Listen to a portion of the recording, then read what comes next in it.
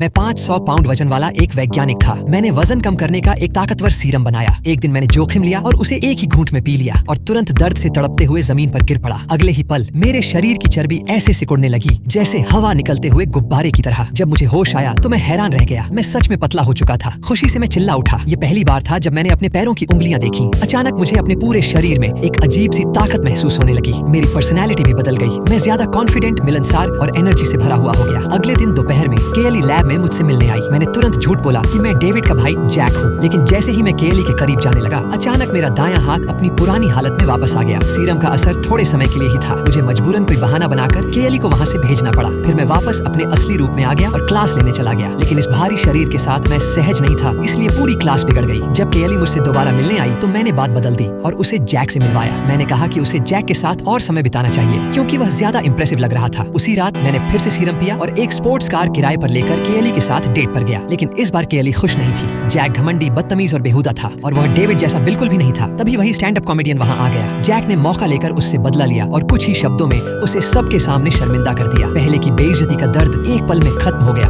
लेकिन जैसे ही मैं केएली के करीब होने लगा, सीरम का असर फिर खत्म हो गया। जैक ने जल्दी से डेट खत्म की और चुपचाप वहाँ से निकल गया, अपना क्रेडिट कार्ड वहीं छोड़कर। ये सब मेरे असिस्टेंट ने देख लिया। जब उसने टेबल पर डेविड का क्रेडिट कार्ड देखा तो उसे शक हुआ कि कुछ गड़बड़ है। अगले दिन उसने मुझसे सवाल किए और पूरी सच्चाई जान ली। उसने मुझे चेतावनी दी कि जैक के हार्मोन बेकाबू हैं और वह मुझसे बिल्कुल अलग इंसान है। अगर उसे ऐसे ही छोड़ दिया गया तो इसके नतीजे खतरनाक हो सकते हैं। ये सुनकर मैंने फैसला किया कि अब मैं वजन कम करने का कोई नया और सुरक्षित तरीका ढूंढूंगा।